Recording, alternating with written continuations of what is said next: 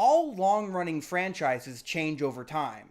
It's a fact of life. Star Wars in 2024 is damn near unrecognizable in comparison to Star Wars in 2004, which is damn near unrecognizable in comparison to Star Wars in 1977.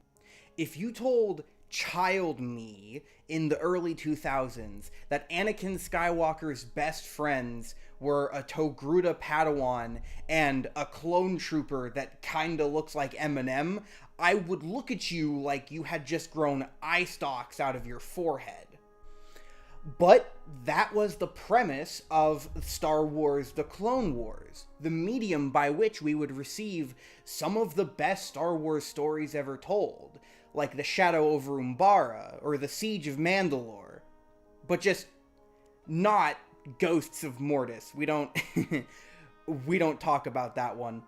And Warhammer 40k is much the same. Almost everything you like about the setting, whether it be your favorite chapter of Space Marine's color scheme or your favorite named character, is almost certainly, in some way, the consequence of a retcon. Do you like Chief Librarian Tigurius of the Ultramarines and his sick should be painted on the side of a van banner? Well, then you have retcons to thank for that. Because, as all true lore purists know, the actual Chief Librarian of the Ultramarines, as per the Rogue Trader rulebook, is the half-Eldar Space Marine Ilian Nastase, who also briefly served as an astropath for the Dark Angels, because why not? Sure. See, the point I'm making is that these minor retcons that do add up over time are an inevitable part of any long-running franchise as individual creatives and writers pick up and then put down the project. On the way, they're either putting their own personal flair on a pre-established setting or actively working to modernize it. Yeah, I'm gonna open up this video with the apparently controversial opinion that most retcons are not actually commanded from on high by them. One of the major reasons why a franchise might change like this is in recognition of the fact that a group of people that isn't highly represented within the fiction itself make up a significant portion of the fiction's audience. This, in particular, has been happening all over the tabletop games industry for the last decade or two, give or take. A new generation of tabletop gamers are now old enough to be the dictators of culture, and overwhelmingly, this new generation is significantly more tolerant and diverse than previous ones. Tabletop role-playing and wargaming is no longer the singular domain of guys built like Matt Colville, and the most popular games within the medium are the ones who've made changes to reflect this growing diversity within the community. Problematic writing that was previously established canon is now being revised, now that the groups of people for whom that writing is problematic against are now sitting at the table. Or, often more accurately, were always sitting at the table, but now just have a better means of making their voices collectively heard through the power of the internet, the thing you're watching this on. This is happening in D&D, in Magic the Gathering, and even more explicitly in entirely new properties like Age of Sigmar or Gloomhaven. Old White Wolf rulebooks from the early 2000s would exclusively refer to the players using she/her pronouns, specifically to challenge the idea that only men play TTRPGs. Pathfinder uses a really clever system where the pronouns the player is referred to changes depending on the iconic character of the class they're playing as. This effectively completely ambiguates the gender of the person actually playing the game, and instead describes rules in reference to the iconic character doing them. So, why then has it taken Warhammer 40k seemingly so long to catch up with the rest of the pack? It's an interesting question, and one that's going to take a long time to answer. As we speak, 40% of the playable factions within 40k are 100% male. And of that 40%, 100% of those factions are different variations of Astartes. Would you be surprised if I told you this was actually an improvement? GW has a very complicated history with producing female miniatures and including female representation within their settings. A history so complicated, it would probably require its own video.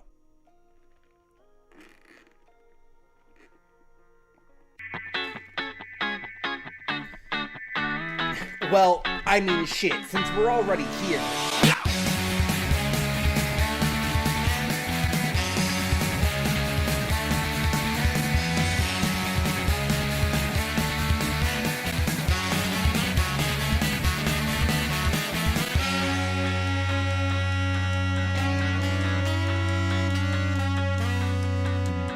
Before 1987's release of Warhammer 40k First Edition, Games Workshop already had a long history of producing fantasy and science fiction miniatures for other people's games. Their subsidiary company, Citadel Miniatures, produced miniatures for a wide range of fantasy and historical war games and role-playing games, most famously for D&D, which Games Workshop was responsible for publishing in Europe. When Games Workshop lost the publishing rights to D&D, they obviously weren't just going to throw out all of those old fantasy sculpts, so they packaged all of those old models into a new game, and called it Warhammer Fantasy. Then they said, hey, wouldn't it be cool if we made this, but in space? And all was right with the world. 37 years later, and now you're watching this video. Was it worth it? Don't answer that. This idea of making Warhammer Fantasy but setting it in space resulted in a little game called Warhammer 40,000 Rogue Trader, a grimdark space fantasy, semi-skirmish war game that would end up irrevocably changing the world of tabletop gaming, and even just science fiction as a whole. It is truly impossible to overstate how important 40k First Edition is to the history of tabletop gaming, because it's truly impossible to overstate how important Warhammer 40k in general is to tabletop gaming, but not even tabletop gaming, just gaming in general, and even broader science fiction. From popular RTS franchises like StarCraft to smaller war games like Dead Zone or War on Terra to even Magic the fucking Gathering, Warhammer 40k is truly monolithic. However, that's not how 40k started. 40k started as this. A little rule book with Crimson Fist Space Marines on the cover. You know, it's kind of weird to think that the very first depiction of a Space Marine is, today, a relatively minor successor chapter of the Imperial Fists. A chapter most well known for having a named character whose model has been retired for years, is also the very first Space Marine we ever saw. Yeah, look at that. That's a Crimson Fists banner right there. Shit was weird back in these days, man. It feels very random from a modern perspective, but as you will soon realize, it is not the only way in which the first edition of Warhammer 40k was a bit, quirky.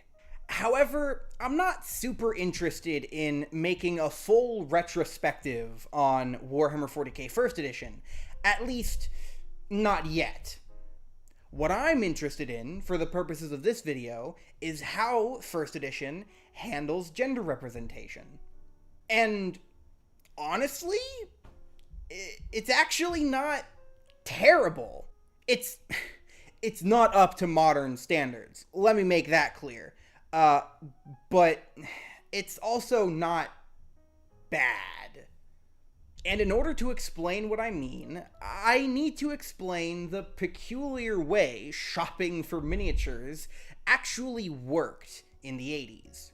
So today, if you want to go buy some miniatures, you would head to an online retailer or a friendly local game store and select from a series of boxes. These boxes contain sprues that can build a select number of miniatures, usually the minimum squad size for whatever rule set those models are for. It didn't work that way in the 80s, though. Instead, miniatures were often sold as a single item. Each miniature was its own product, usually in like a tiny plastic bag or a blister box. And the closest thing they had to online shopping in the dark ages of 1987 were mail order catalogs. So if you, say, wanted to order a 5-man squad of Imperial Army infantry, you would go to the Imperial Army section of the mail order catalog, write down which specific models that you wanted from the selection, and then send that to the, quote, mail order trolls, as they were called back in the day, along with a check for the appropriate amount of money. And if you looked at the RT-501 Imperial Army miniature set designed by Ali Morrison and the Perry twins, you'd see female trooper Rutherford and female trooper Bush. And if you then flipped over to RT-05 Imperial Army, you'd see female trooper Vasquez. Huh. That's interesting. There was also this female autocannon soldier who sadly didn't get a funny name. This is honestly kind of crazy to think about. To put this into perspective, with the release of 2nd edition came a rework to the Imperial Army model line, as well as the faction getting renamed to Imperial Guard for, you know, all of the people who act as though changing the name to Astra Militarum was also some kind of unprecedented maneuver. Imperial Guard was also a rename. But along with the rename, also came the introduction of the regiments that we're all familiar with. You know, Talarn, Vostroya, Cadia, all that shit, right? And each of these regiments got infantry kits in little plastic boxes, the way that we're familiar with getting them today. And with the release of these new infantry kits, all of the female models from the Imperial Guard infantry line vanished. They were gone. There were no new female miniatures in these new infantry kits. And they wouldn't return until, I shit you not, over 20 years later. The Imperial Guard lacked standard female infantry models until the old Cadian Shock Troops kit got an upgrade sprue to include female heads in goddamn 2021! This is one of many examples of Warhammer 40k First Edition being a very strange time for the setting. Even more so, I'd say, when it comes to female gender representation. The mail order catalog system and the single miniature in baggies packaging incentivized the designers of the Rogue Trader era to simply design as many miniatures as possible. So you saw female miniatures crop up in a lot of places, and not just in the Imperial Guard. Which is where we have to discuss two models that seem to spark discourse on any given day ending in Y. Female warrior Jayne and female warrior Gabs. So, let me just come out and say it. These are not female Space Marines. They were sold under the Pirates and Adventurers model line, which you can kind of think of as a precursor to the modern Imperial Agents faction. You know, just the corner where GW kind of just shoves all of its miniatures it doesn't know where else to put. And then my phone died, and I edited what you've seen so far, and then I dyed my hair, and then I went to Anthrocon, and I got sick after Anthrocon, and then I had finals. I'm putting this here so you forget what I looked like in the previous shot. Ah! These also, it must be said, are not precursors to the Sisters of Battle. We already had art of the Sisters of Battle at the time, but we just didn't have any models of them. These are just simply adventurers. That's what they are. This is one of the rare instances where what the thing says it is on the tin is actually just what it is. They aren't super secret female Space Marines. They aren't proto Sisters of Battle. They're just mercenaries who roam the stars and who happen to have power armor and who happen to be women. And I think that's kind of the fun part, right? Rogue Trader lacked female representation, but only in explicit mention. It's never said in this book that Space Marines are all male. It just kind of fails to mention female Space Marines. This prompted an unfortunately named but completely unrelated company called Games Designers Workshop to publish their own lore for their custom chapter called the Little Sisters of Purification, an explicitly all-female chapter. This was a much looser, much less heavily defined era of the game. The setting was full of spots on the map labeled "Here Be Dragons," and if you wanted to fill in those blank spaces with your own ideas, whether they be a custom chapter of all-female Space Marines, or Jacaro guardsmen or something, then more power to you. There's no one stopping you. However, this state of affairs wouldn't last, as over the next couple of editions, the lore would become more calcified, and many of those blank spaces on the map would be filled out. And this is where we have to talk about the real elephant in the room: all-male Space Marines. So join me one last time as we briefly beat the deadest of horses. But trust me, I'm going somewhere with this.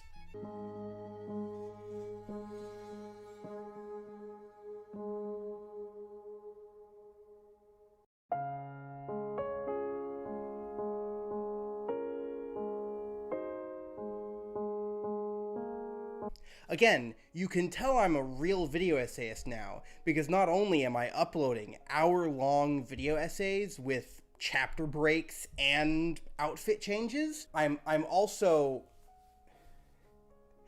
wearing furry merch. You can also tell I'm trans because my background wallpaper is fucking ultra kill. God damn it, I am a stereotype. This one time, I spiked an infant into a field goal. Space Marines can't be female because the Geneseed, the sci-fi organs that get injected into you to turn a person into a Space Marine, in some way interfaces with an inextricably male part of the body, in such a way that all female aspirants would immediately reject the Geneseed and would therefore die. That's it. That's the lore justification. I have given it the lip service it needs, and I'm going to spend the rest of this section of the video demonstrating how it's not really relevant to the discussion at hand. By the time the second edition of Warhammer 40,000 released, Games Workshop was still a relatively small company that still needed to save as much money in as many places as it could. The glory days of the late 90s and early 2000s, which would only be beaten later by the glory days of the mid-2010s up to now, were still very far in the future for what was still a fledgling game studio and miniatures manufacturer. According to Alan Merritt, who was the design manager at GW during this era, throughout the early to mid-80s, GW tried to make upwards of 25% of their miniatures female. So if they released a set of wizard or barbarian or ancient Roman or whatever miniatures, they try to make at least some of the models in every single set female. However, these female miniatures didn't sell nearly as well as their male counterparts, and so eventually retailers asked them to stop sending female models that nobody was buying. The idea of spending the time and money to create some female miniatures in every single set that ultimately not that many people would buy just didn't make financial sense at the time. So they stopped making them. In the Rogue Trader era, this was a conspicuous but largely unaddressed absence. The mail order catalog system at the time financially incentivized GW to just make as many miniatures as they could, and so a lot of female miniatures still slipped through the cracks like the ones we discussed previously. However, as articles in White Dwarf and future rules supplements and eventually full-on new editions and games would be rolled out, a desire to address that absence was palpable. Over time, the current idea of all-male Astartes came into being. 1988's White Dwarf issue 98 is the first time Space Marines are explicitly stated to be all male. The 1989 boxed game Space Marine would also introduce the concept of Primarchs. Later rulebooks and lore editions would then make the connection that Space Marines are all male because of the Primarchs. Their male genetics were the basis for the creation of the Geneseed organs, so ipso facto, you need to be male to properly receive them. It was lore that calcified slowly over the first couple years of Warhammer 40k's existence, largely as a post hoc justification for why Games Workshop didn't want to make models that they didn't think would sell as well. That's the actual reason why Space Marines are all male. It's not because of biology or because GW wanted to tell a story about martial brotherhood or that any of the writers over in Nottingham agree with your bizarre esoteric conceptions about the inherent warrior spirit essential to masculinity. Their players just didn't buy many female models at the time, so GW didn't make any, and they made a lore reason for why after. That's the actual reason, and if you believe anything else, you are a massive fucking dork! During this period of time, the perhaps unofficial policy at GW was that if they didn't make models of it, they didn't make lore for it. Or rather, if they didn't make models of it, they made lore to explain why you couldn't buy it. This didn't just stop at Space Marines, either. At around the same time the concept of all-male Space Marines was becoming an established part of the lore, so too was the idea that Imperial Guard regiments were segregated by gender. I shit you not, this was a piece of canon lore for decades. The idea being that, hey, well, you know, we don't make any female guard models anymore, so I guess men and women just serve in different regiments of the Imperial Guard. And we, you know, just so happened to only make models for the male regiments. I guess. You thought us 40k players had it bad. No, no, no, no, no. It was so much worse in Warhammer Fantasy. It was made canon that several factions, though most specifically the Dwarfs and Skaven, were aggressively patriarchal societies, where women either served as 50s-style housewives, or as, Wait, am I reading this right? Hold on. One second. I can't possibly. Hold on. Either as wives who are expected to defer to their male counterparts in all things, or as literal, actual broodmares, kept constantly pregnant and drugged up on a cocktail of hallucinogens and aphrodisiacs. Huh? GW could have written anything.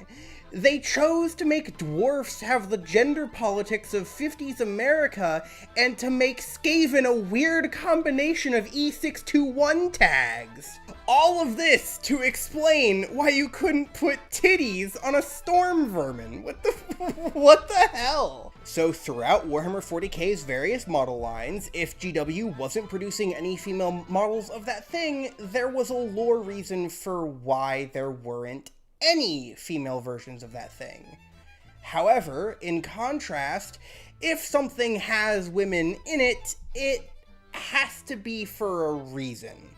Second edition's Codex Sisters of Battle was the first playable appearance of, well, the Sisters of Battle. So you could finally, again, have your badass women in power armor, just like you could in Rogue Trader. They just had to be, sectioned off in their own little corner, where they could be easily ignored by everyone else.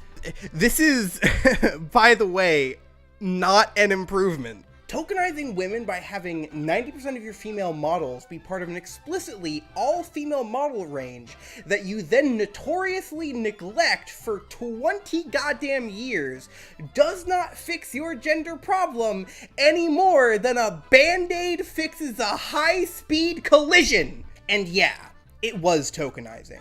Women couldn't just be part of the guard. They had to be in all-female regiments, which were conspicuously always off-screen somewhere, or as part of an explicitly mixed unit like we see in the Caiaphas Cain novels or The Last Chancers.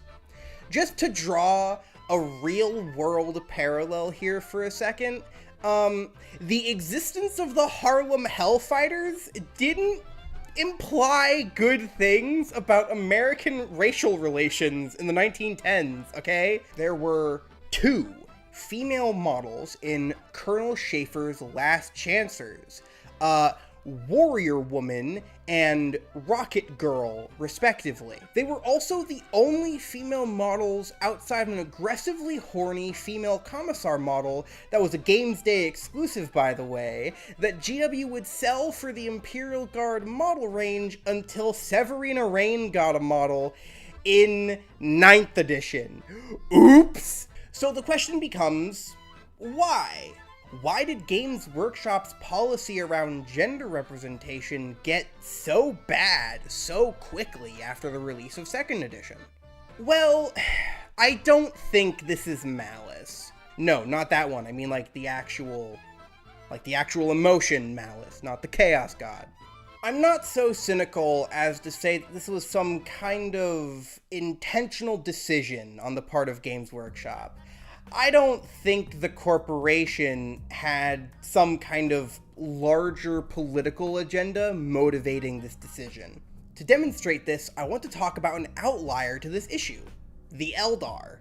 Eldar, of both Craft Worlds and Dark varieties, have had the ability to build models within their units as either male or female for much longer than the Imperium.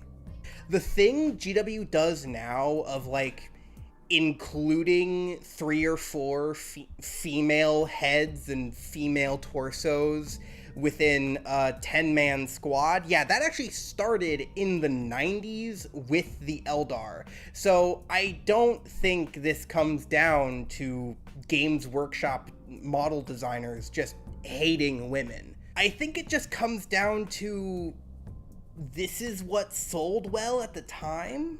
And I don't think they gave it any thought beyond, miniatures sell better when they're male.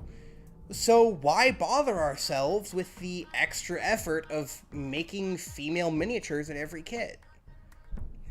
And I don't think they really gave much thought to how this would impact the setting as it expanded. Because, frankly, we care way more about the lore nowadays than they did 30 years ago. However, as the various editions trundled on, this created a feedback loop. And this is where we have to talk about a little studied era of Warhammer history that is known by many names. Middle Hammer, pre-8th edition, pre-Gathering Storm, but my favorite name for it also happens to be the simplest. The Dark Age. So, 3rd edition comes out, and it makes all of the money. This is the start of a very brief, but very influential Golden Age. 3rd edition 40k basically represents the birth of the 40k universe as we know it. It's when the grimdark aesthetic and tone really come into their own, and it's also when Black Library becomes a major part of Games Workshop's business model. However, this Golden Age would end almost immediately after the end of 3rd edition. Yeah, some momentum was carried over into the next couple years of releases, but have you noticed a trend here?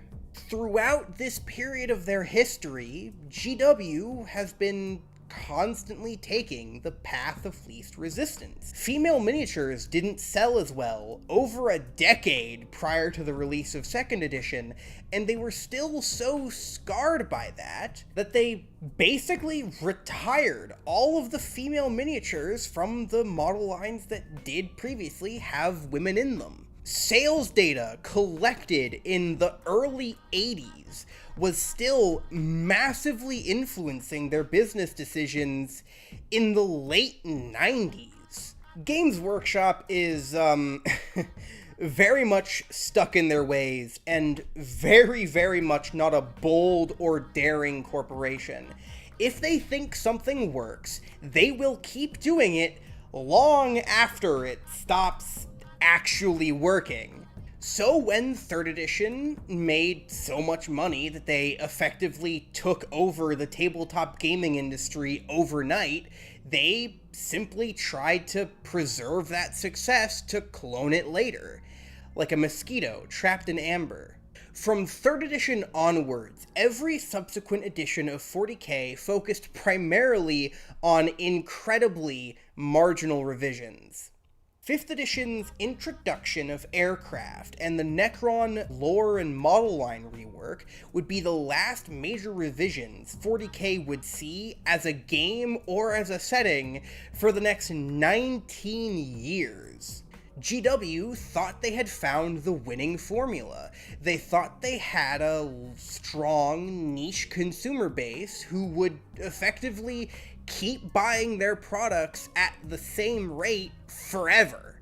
Let's zip back over to the start of this video, which was a long time now. I apologize. All long-running franchises change over time. It's a fact of life. Those are the words I used to open this video. When we're talking about a long-running franchise, stagnation is death. This actually goes doubly for a piece of physical media like a tabletop wargame. Here, let me ask you a question. If you started a Space Marine collection during 2nd edition, and by 4th edition you had something stupid like 5,000 or 6,000 points of your chosen chapter, why would you bother buying new models? I mean, oh, sure, they released a new tactical marine kit that's slightly taller and slightly more detailed, but that doesn't actually stop you from using your old tactical marines. At that point, the only thing actually compelling you to buy more models is starting new armies, and you're not gonna be doing that very often. This was the cause of GW's financial troubles during this time, relying on a niche audience but not giving that niche audience anything new, only iterating on what they had already made. 15 years of this and GW was nearly bankrupt. Something had to change. And under the tech vaults of Mars, that change was coming.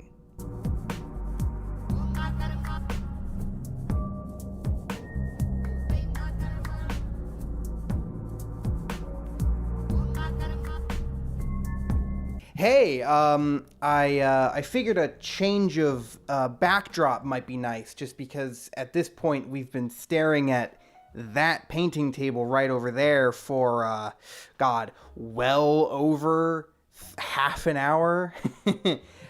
So now instead you get to see where the minis go when they're done being painted, and also, frankly, before they're painted. I have a large pile of shame. This also gives me the opportunity to make a kind of subtle visual reference to another YouTuber I really like. I just need to have a beard and be like way more aggressively German, despite all like half of my audience thinking I'm British for some reason. So it's early 2017. A new edition of 40K is set to come out later in the year. In the lead up to release, Games Workshop released a series of campaign books called The Gathering Storm.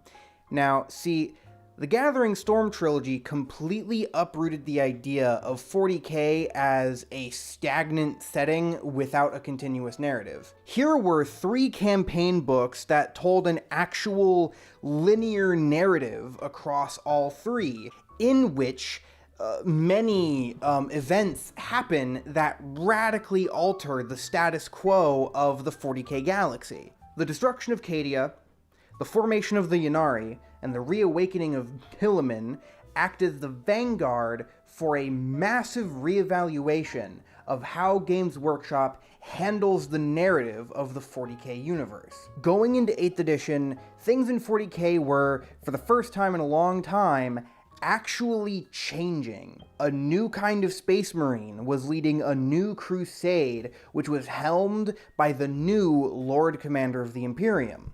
All of this new stuff and all of the changes that came with 8th edition signified a reevaluation of a lot of the old tropes and mores that 40K was previously stuck in, one of them being a distinct lack of female models.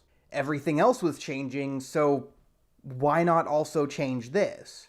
Over the course of 8th edition, we saw the release of 5 Imperial Guard models, 3 of which were women. 8th edition also saw a massive and comprehensive model line and gameplay rework to the Sisters of Battle, a model line notorious for not receiving a single model except for Celestine in over 15 years by the time 8th edition came out. Tau received a new Shadow Sun model, Genestealer Cults got a female bald-headed Magus, and who can really say what the Tech Priest Manipulus identifies as?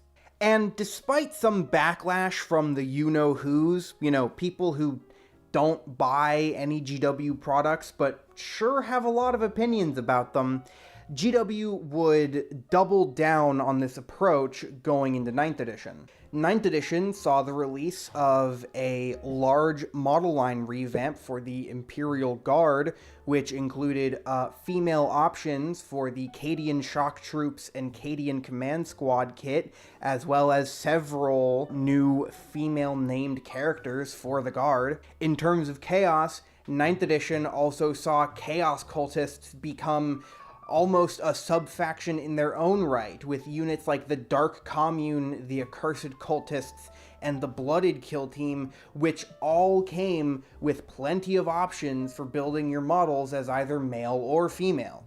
Craftworld Eldar got a ton of new minis in 9th edition, with new Guardians of both Storm and Defender varieties, both of which, just as the old kit did, had options for both male and female models. Same with Rangers on bike and on foot, and a new Autarch mini, which you could build as either a man or a woman. And last but not least, 9th edition saw the introduction of the Leagues of Votann, which I would argue have some of the greatest female representation across the entire game, just because most of their kits have the options to build them as either male or female straight out of the box. Think about how crazy this is in comparison to how barren it was before. Minis depicting female characters didn't sell well in the early to mid 80s, so GW basically just gave up on creating large amounts of female miniatures for over 30 years. And then suddenly, within a span of like 5 years, it seems like almost half of all of the new minis that come out either are or have the option to be female. Why is this? Well, I think it's because GW learned the lesson I tried to impart upon you earlier in the video. For long-running franchises, stagnation is death. If you just try to maintain the same audience, but then only give them exactly what you were giving them before, but more, just over and over again, eventually you're going to lose your entire player base to attrition. People will, frankly, just get bored and stop engaging with the ecosystem of the franchise. The way to fix that is to include hooks for people who may not have been otherwise interested in your thing to become interested. And yes, part of that means including representation for other groups of people. A lot of people will scoff at the idea that more women will play your game if you include women in it, and try to imply that you're saying that women need to be coddled or that they require girls' toys, but that's not really what's happening. I mean, think about it. How many little boys do you know who play with Barbies? No, seriously. How many small children who are male do you know that play with Barbies? Probably none. And the reason for that is the exact same reason why women typically don't play with G.I. Joes. It's not because women are inherently more interested in pink, pretty flowers and dresses, and men are inherently more interested in guns and killing. There's just so much historical evidence to the contrary. Instead, it's just that everyone is going to gravitate towards characters, stories, things that they can relate to.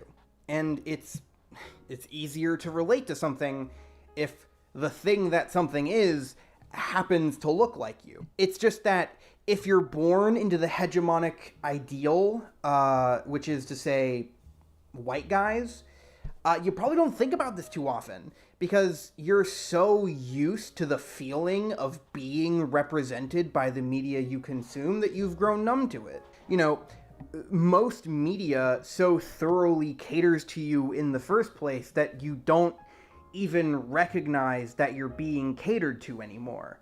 Just think about how many black people's favorite superheroes is Miles Morales or Black Panther, or how many non-binary people like myself gravitate towards characters who are more ambiguous in their gender expression. Seeing yourself represented in the media you consume is a powerful thing, and so those groups of people will be more likely to consume media that represents them. This is the actual reason why corporations are appealing to what some people have called forced diversity, and what people who go outside call representation. It's not a part of any broader, meaningful political agenda. It's not BlackRock. It's not DEI. It's simply the fact that a woman's money spends just as good as a man's, and women are more likely to buy products that have women on them. If literally all it takes to get some women who might be on the fence to join the Warhammer hobby is to just make some of the miniatures female, then you bet your goddamn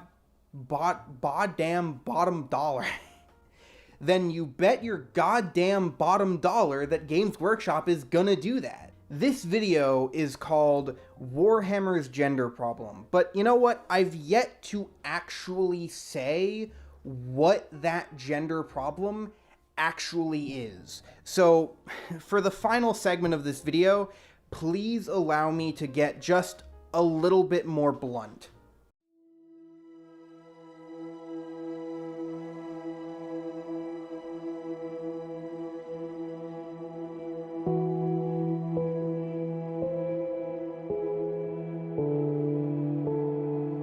For a period of about 30 years, from the 2nd to the 7th edition of Warhammer 40k, GW became so stuck in their ways that they were operating under the ancient assumption that women just don't play tabletop games and don't engage with nerd media well into the 2010s. By which point, the idea that women liked D&D, Magic the Gathering, Star Trek, Warhammer wasn't just normalized, it was ubiquitous. Like, yeah, everybody loves D&D. Except for me.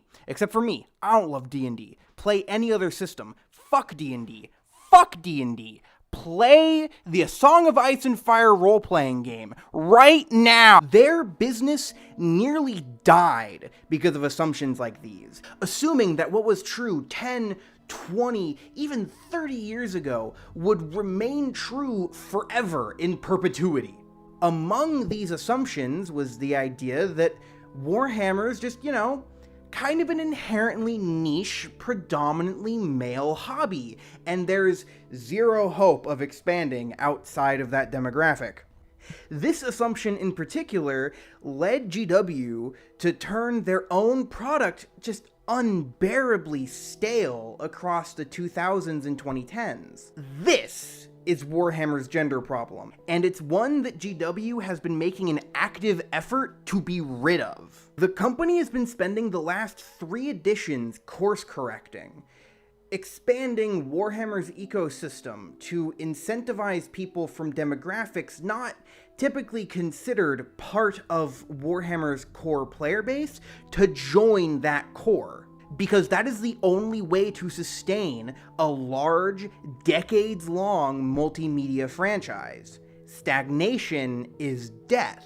The only reason why this is controversial, or frankly, something I feel the need to explain in the first place, is because there is a group of very vocal male fans within 40k who believe that the increase in female representation represents some kind of existential threat to a uniquely male space. Except for the fact that this is entirely a fiction, born out of an outdated assumption about which kinds of people play what kinds of games. These people just inherently assume that it's impossible for women or people of color or queer people to just like a thing. It always has to be part of some kind of spooky agenda. They have to be woke tourists trying to invade the hobby to do something to it. Make it gay, I guess? The moment you leave the confines of the fandom, it would be such a weird fucking look to react like this to a woman being in a book.